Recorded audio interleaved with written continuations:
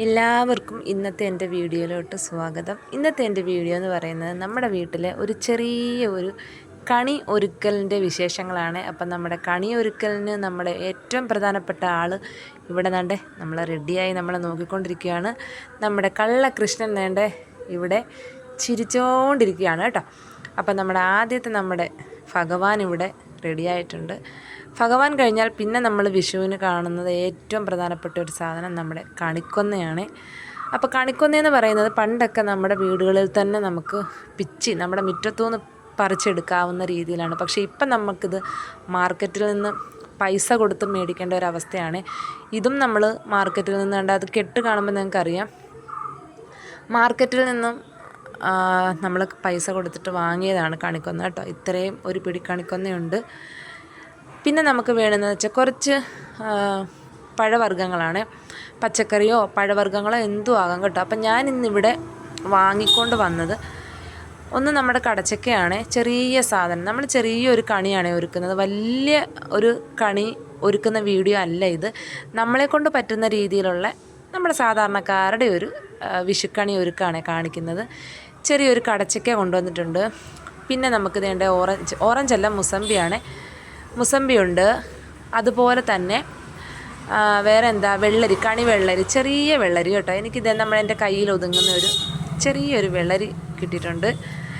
അപ്പോൾ നമുക്ക് പച്ചക്കറിയും വെക്കാം, നമുക്ക് ഫ്രൂട്ട്സും വെക്കാം, അങ്ങനെയുള്ള കുറച്ച് സാധനങ്ങളൊക്കെ വെക്കാം കേട്ടോ. പിന്നെ എന്തേണ്ട ഒരു ആപ്പിളുണ്ട്. പിന്നെ ഒരു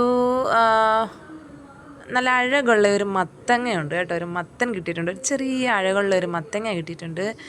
പിന്നെ ഉള്ളതൊരു മാമ്പഴമുണ്ട്, പഴുത്ത മാമ്പഴമുണ്ട്, ഒരു മാതള നാരങ്ങയുണ്ട്, കുറച്ച് പഴം, പിന്നെ കുറച്ച് മുന്തിരിങ്ങയുണ്ട് കേട്ടോ.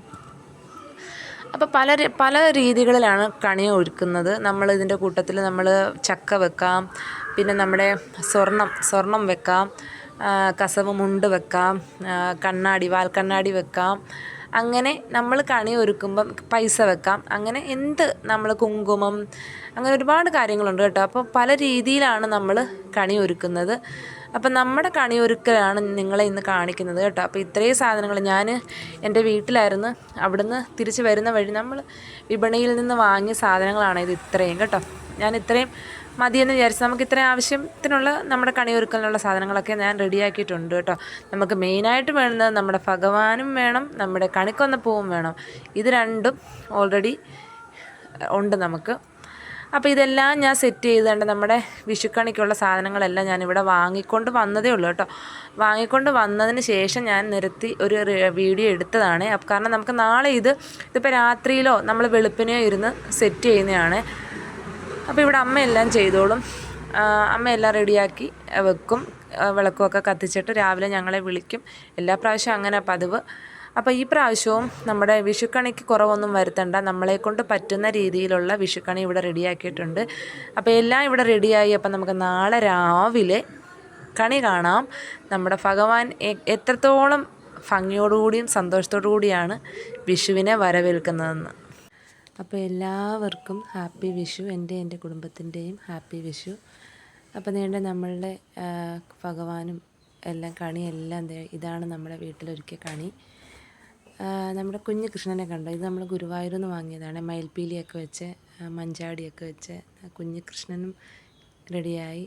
ഭഗവാന്റെ വിഗ്രഹവും എല്ലാം എടുത്ത് വെച്ചിട്ടുണ്ട്. അപ്പോൾ നമ്മുടെ വീട്ടിലെ കണിയാണ് വിഷുക്കണി. ഇതാണ് രാവിലെ വെളുപ്പിനെ എഴുന്നേറ്റ് കുളിച്ച് വിളക്കൊക്കെ കത്തിച്ച് അപ്പം നമ്മളെല്ലാവരും കണി കണ്ടു. അപ്പം നമ്മുടെ വിഷുക്കണി നിങ്ങളെയും കൂടെ കാണിക്കുവാണ്.